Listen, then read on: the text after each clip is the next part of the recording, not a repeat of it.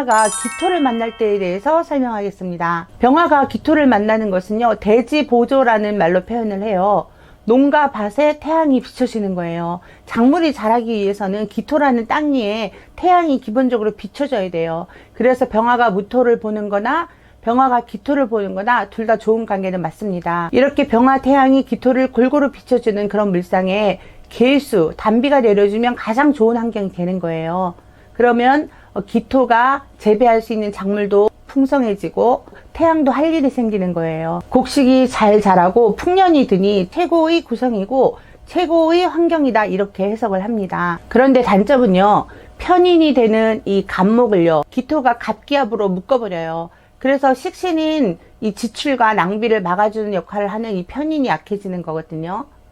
그래서 화생토가 늘어나기 때문에 지출이 많아지고요, 허영심이 많아지고 이렇게 저축하는 그 재물을 모을 수 있는 기능이 좀 약해진다, 이렇게도 통변이 가능합니다. 병화에게 계수는 정관이에요. 정관인 계수를 기토가 기기충하죠. 그래서 정관을 밀어내는 역할을 합니다. 극을 하고 충을 해버리거든요. 똑바로 살고 규칙적으로 반듯하게 사는 법칙과 규칙을 어기려고 하는 마음이 생기기 쉽습니다. 병화가 기토를 본다고 해서 마냥 다 좋은 건 아닙니다. 이 구성에 의해서 살펴보셔야 돼요. 요 공부를 하시면서 거기에 맞는 육친을 배합해 보셔서 이렇게 통변을 하시면 거의 통변이 맞고요, 아주 재밌는 공부가 됩니다. 이렇게 계수 정관을 극해서 정관을 무너지게 만들면 엉뚱한 생각, 위법적인 행동을 하기가 쉽습니다. 이렇게 위법적인 행동과 돌출 행동으로 약간의 해를 당하기 쉽다, 이렇게 해석을 합니다. 이렇게 병화와 기토의 만남은 기본적으로 좋지만 지나친 기토를 생해주면, 화생토에서 생해주면 이게 좋지 않은 일이 벌어지기 때문에 자신이 스스로 절제를 하는 그런 태도가 필요하다, 이렇게 해석해 보고요. 다음은요, 병화가 경금을 만날 때에 대해서 공부하겠습니다. 병화가 경금을 만나는 것은요, 형혹입백이라는 말로 표현을 해요. 이 말은요, 아주 크고 단단한 바위에 태양이 강렬하게 내려쬐고 있는 그런 물상이거든요. 병화는요, 정화처럼 살아있는 불이 아니기 때문에 경금을 녹이는 행동은 하지 못합니다. 다만 뜨겁게 달구는 역할까지만 할 뿐이에요. 그렇기 때문에 이렇게 정화가 왔을 때 경금을 녹이는 거 하고요, 경금이 병화를 만났을 때하고는 차이가 있어요. 편제가 와도요, 어떤 성과가 크게 있는 건 아닙니다. 그래서 병화가 경금을 만나는 것은요, 그렇게 구조상 이 조합이 좋다, 이렇게 평가하지는 않아요. 경금이 갑목은 편인이죠. 갑경충에서 편인을 충해요. 그 다음에 을목을요, 을경합해서 묶어버려요. 정인은 또 묶어버려요. 그러니까 편정인을 모두 묶어버리거나 충고해버리거나 꼼짝 못하게 만들어버리는 역할을 경금이 하는 거예요. 그래서 병화일 때 이 경금은요, 신약할 때는 인수의 도움이 편인이든 정인이든 굉장히 필요한데 경금이 와서 다 쳐버리는 거예요, 인수를. 그래서 굉장히 좋지 못한 관계예요. 그렇지만 신강할 때는 이렇게 경금이 와서 인수를 막아주는 게 좋겠죠. 그래서 해석 여하가 다르겠지만 일단 기본적으로 인수가 좋은 역할을 한다는 전제하에 봤을 때는 경금이 좋은 역할을 하는 게 아닙니다.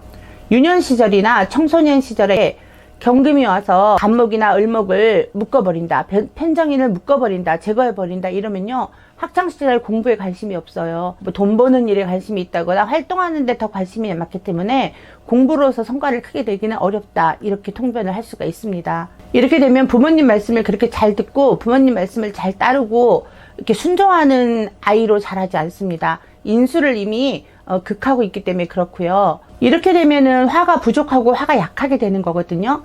이러면 화는 경금을 녹일 수가 없거든요. 그리고 이 강해진 금은요, 수를 만들어요. 금생수하기 때문에. 그래서 수는 더더욱 수극화를 해버려요. 그래서 화가 꺼지거나 약해진다, 이렇게 되는 겁니다. 지나치게 경금이 강해져서, 금이 강해져서 수를 만든다거나 아니면 금이 목을 친다거나 했을 때 이 병화가 받는 폐해는 클 수밖에 없어요.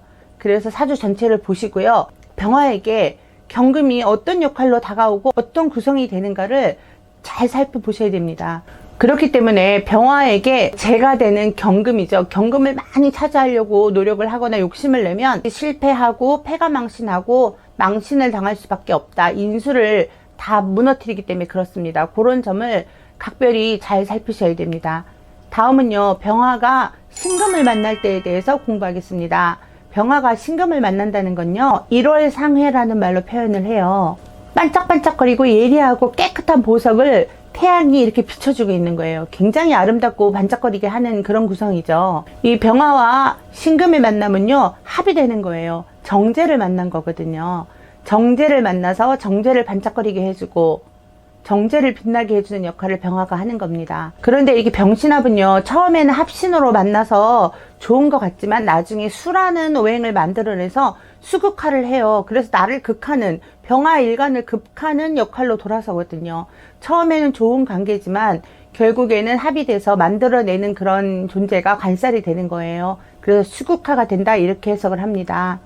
이렇게 병화가 신금을 만나는 것은요, 이제 결혼에 비유를 하면 배우자를 만났을 때 처음에 좋았는데 자식이라는 수라는 존재가 나오니까요, 금생수하죠. 그래서 배우자가 자식을 생하고 이 생해진 자식이 나를 공격을 한다. 그래서 배우자가 처음에는 나하고 합신으로 만나지만 점점 자식이라는 존재를 앞세워서 나를 공격하는 그런 관계가 된다, 이렇게 비유도 합니다. 이 합신의 관계를 자세히 들여다보면 굉장히 재밌는 내용들이 많거든요. 병신합은 그렇게 이해를 하시면 돼요. 그리고 병화에게 있어서 을목은요, 정인이 되고 나의 어머니가 되거든요. 을목이 신금을 만나면 을신충으로 이렇게 부딪혀요. 이런 구성에 있는 사람이 결혼을 하면 나의 어머니와 나의 아내가 이렇게 반목하고 불화할 가능성이 높다는 거죠. 그래서 어떤 일간이 어떤 배우자를 만났을 때 나의 또 부모님과의 관계, 또 어떤 일간이 뭐를 만났을 때 나의 형제들과의 관계, 자식과의 관계, 이런 게 대체적으로 유추할 수가 있습니다. 다음은요, 병화가 임수를 만났을 때 대해서 공부하겠습니다. 병화가 임수를 만나는 것은요, 강이상영이라는 말로 해석을 합니다. 넓은 호수나 강을 태양이 이렇게 쫙 비춰주고 있는 모습이에요. 굉장히 아름답고, 이 달력이나 멋진 사진이나 작품 사진 이런 데 보면은요, 이런 풍경이 자주 나오거든요. 호수를 비추고 있는 태양, 뭐 강가를 비추고 있는 태양, 이런 구성이 많이 나오잖아요. 그만큼 멋진 이런 작품이 나올 수 있는 그런 배경이고 물상입니다.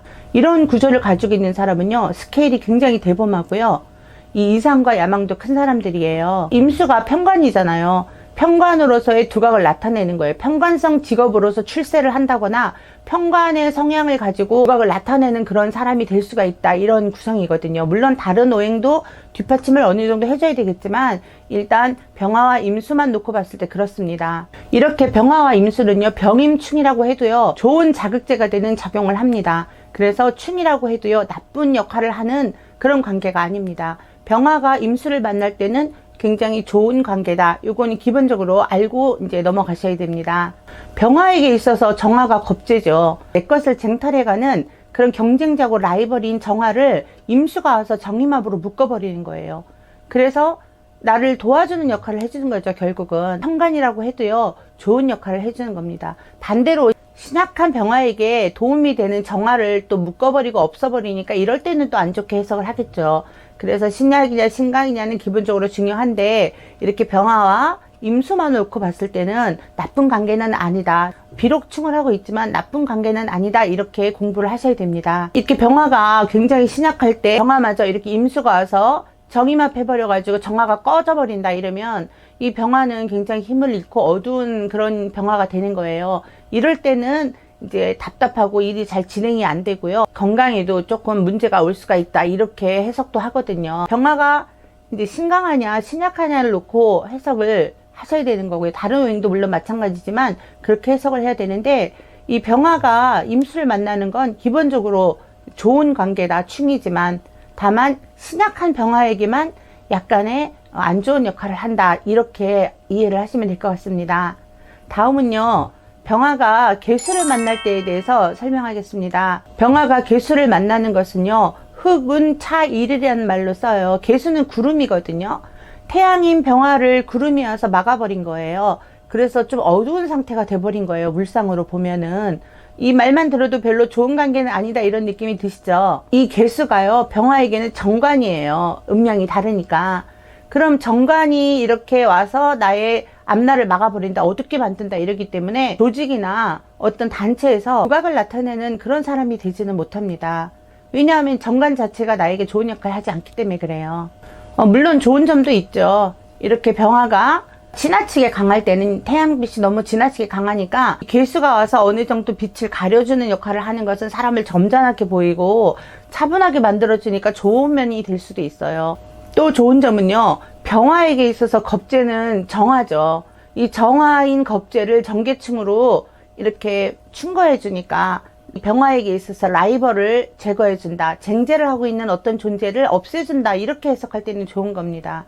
그렇지만 대체적으로 개수 자체만으로는 병화는 이제 태양이니까요, 태양을 가리는 역할을 한다고 해서 좋게 해석하는 건 아닙니다. 사주 구성에 따라서 좀 달라지겠죠. 그것은 정인 을목을요, 개수가 수생목 해서 이 정인을 이렇게 생해주는 역할을 하는 건 있어요. 이 하늘에서 내리는 우로수라고 하거든요. 개수를. 이 촉촉한 단비가 정인 을목을 키우는 거예요. 병화에게 바른 길로 갈 수 있고 똑바른 판단을 할 수 있도록 정인이 반듯하게 세워지는 거예요. 그럴 때는 이제 개수의 역할이 좋은 역할을 하는 겁니다.